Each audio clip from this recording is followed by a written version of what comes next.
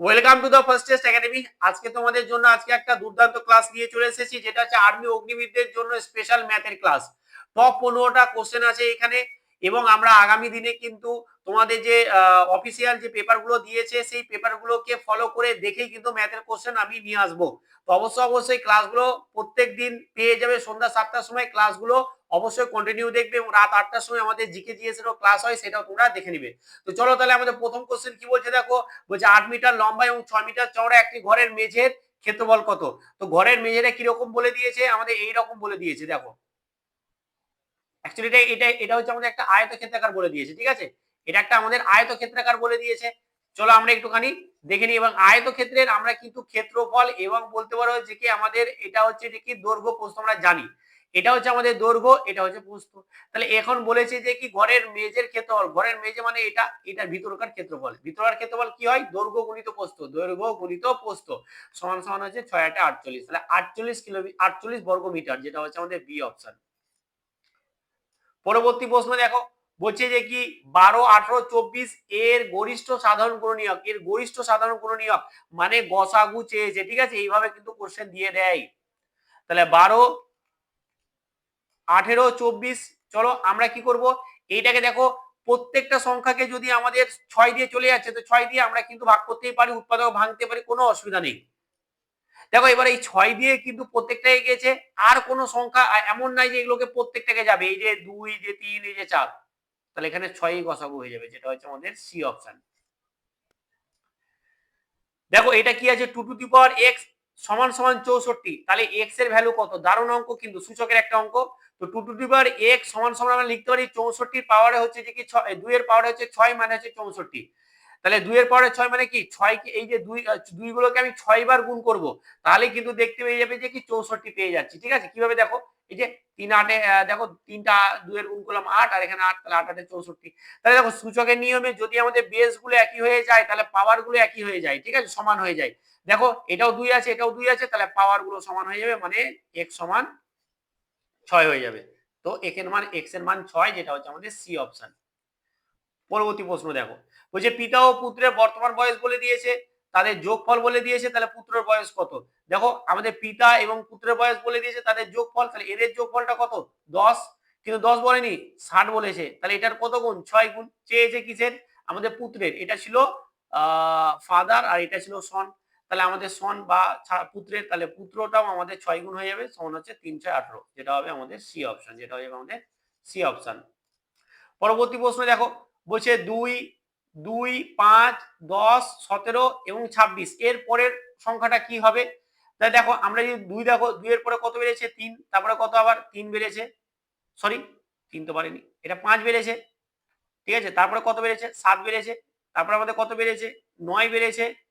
তারপরে আমাদের কত বাড়বে, 11 বাড়বে। 11 বাড়লে 26 এর সঙ্গে 11 বাড়লে 37 হয়ে যাবে, যেটা হচ্ছে আমাদের সি হচ্ছে 37 অপশন। পরবর্তী দেখো। বলছে 4 জন শ্রমিক গড় বয়স এত, যদি একজনের বয়স এত হয় তবে বাকি 3 জনের গড় বয়স কত। দেখো 4 জনের বয়স মানে 4 ইন্টু 30, মানে হচ্ছে 120 বছর টোটাল 4 জনের। এখন বলছে যে কি একজনের বয়স এত, তাহলে একজনের বয়স যদি এত হয়, তাহলে একজনের বয়স এখানে বিয়োগ করতে মানে হচ্ছে 80, তাই তো। এখন বলছে যে বাকি 3 জনের গড় বয়স কত, বাকি 3 জন, বাকি 3 জন মানে হচ্ছে এটা দিয়ে ভাগ করবো বাকি 3 জনের, বুঝতে পেরেছো তো।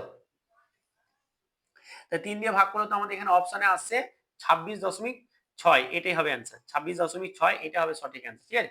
5 16 80, সরি, এখানে দেখো যখন আমি ভাগ করবো তখন 3 দুগুণা 6, আর আবার এটাই হবে 26। দেখো একটাই দশমিক আছে, যেটা হচ্ছে 26 তো এটাই হবে, আদারওয়াইজ হওয়ার সম্ভাবনা নেই, কারণ এটা দশমিকে অ্যান্সার আসবে, বুঝে গেছে তো। কিন্তু সেভাবে তো আসছে না, কারণ 26 ইন্টু 3 করি তাহলে তো অনেক বেশি চলে আসছে। 3 25 26, ঠিক আছে ঠিক আছে, এটাই হবে 26 অ্যান্সার হবে, ঠিক আছে, এটাই হবে। চলো পরবর্তী দেখো। বলছে যে কি একটি সাইকেল এত টাকায় কিনে এত টাকায় বিক্রি করছে, তার ক্ষতির হার। তাহলে ক্ষতি কত হয়েছে, 500 টাকা, তাই তো। এবার ক্ষতি কার উপরে হয়েছে, এত টাকায় কিনেছে, তাহলে এটা হবে নিচে, আর উপরে বসবে ক্ষতিটা, ইনটু হয়ে যাবে 100 দিয়ে পার্সেন্টেজ, ঠিক আছে। গুণ করো, এটার সঙ্গে এটা কাটছে একটা, এটার সঙ্গে এটা একটা কাটছে, 5 একে 5, 5 5 25, 5 একে 5, 4 5 20, তার মানে 20%। ক্ষতি হয়েছে কত, 20%, যেটা হচ্ছে অপশন সি সঠিক অ্যান্সার। পরেরটা দেখো। বলছে 15 জন লোক একটি কাজ এতদিনে করতে পারে, 10 জন লোক একটি কাজ কতদিনে করবে। এটা অনেকবার করিয়েছে এই ধরনের অঙ্ক, ঠিক আছে। এটা তোমরা 8 এটা কি করবে, কমেন্ট করবে, ঠিক আছে। এরপরে আমি তোমাদেরকে একটুখানি করতে দেবো, ঠিক আছে। অঙ্ক অনেক কটাই করতে দেবো, তোমরা নিজেরা করে কমেন্ট করবে, আমি প্রত্যেকের কমেন্ট দেখবো এবং রিপ্লাই দেবো, ঠিক আছে। দেখো সরল করো। এটা দেখো আমাদের ভাগের কাজটা আগে করতে হয়, কিন্তু ভাগের কাজের আগেও কিন্তু আমাদেরকে ব্র্যাকেটের কাজ করতে হয়। তাহলে ব্র্যাকেটের কাজ যদি করি 4 × 8 = 32 ভাজিত হচ্ছে 2 যোগ 10 মাইনাস 5। এবার দেখো 32 কে 2 দিয়ে ভাগ করলে কত পাবো, 16 প্লাস হচ্ছে 10 মাইনাস হচ্ছে 5। তাহলে 16 আর 10 এ 26 মাইনাস 5 সমান সমান হচ্ছে 21, যেটা হচ্ছে আমাদের বি অপশন, যেটা হচ্ছে আমাদের বি অপশন। একটি বৃত্তাকার ব্যাসার্ধের, বলছে বৃত্তের ব্যাসার্ধ বলে দিয়েছে 7 সেন্টিমিটার। তাহলে পরিধি কত, পরিধি আমরা কি জানি, পরিধি জানি 2 পাই আর, যেখানে হচ্ছে 2 2 থেকে গেল, পাই মানে হচ্ছে 22/7, আর যেখানে আর মানে হচ্ছে ব্যাসার্ধ, ব্যাসার্ধ হচ্ছে 7। তো এটার সঙ্গে এটা কেটে গেল, সমান হচ্ছে 44। তার মানে হচ্ছে বি অপশন 44।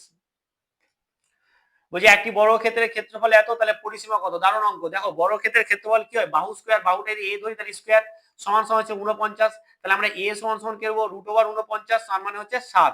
তাহলে যদি আমি একটা বর্গক্ষেত্রের যদি আমরা পেয়ে যাই, একটা বর্গক্ষেত্রে যদি প্রত্যেকটা ও 7 7 পেয়ে যাই, ঠিক আছে, তাহলে বা যে কোনো একটা বাহু যদি পেয়ে যায় বর্গক্ষেত্রে, তার যে পরিসীমাটা কি হবে, 4 ইনটু বাহু, 4 ইনটু বাহু মানে এটা, তাই তো 4 ইনটু বাহু সমান সমান হচ্ছে 28, সমান সমান হচ্ছে 28। বুঝে গেছে, হয়ে গেল। তাহলে 28 হচ্ছে আমাদের ডি অপশন, 28 হচ্ছে আমাদের ডি অপশন। বলছে প্রথম 5টি বিজোড় সংখ্যার গড়। দেখো প্রথম 5টি বিজোড় সংখ্যার যে গড় বের করবো, ঠিক আছে, কিন্তু প্রথম 5টি না, প্রথম n সংখ্যক যে স্বাভাবিক সংখ্যা আছে, যে প্রথম n সংখ্যক বিজোড় যে স্বাভাবিক সংখ্যাগুলো আছে তাদের যে যোগফল সেটা হয় n এর স্কয়ার। তাহলে 5 আছে মানে 5 এর স্কয়ার মানে হচ্ছে 25। বুঝতে পেরেছো তো, প্রথম 5টা বলেছে। এবার গড় বের করার জন্য আমরা কত দিয়ে ভাগ করি, 5টা সংখ্যা তাই 5 দিয়ে ভাগ, তাহলে 5 একে 5, 5 5 25, তার মানে হচ্ছে 5।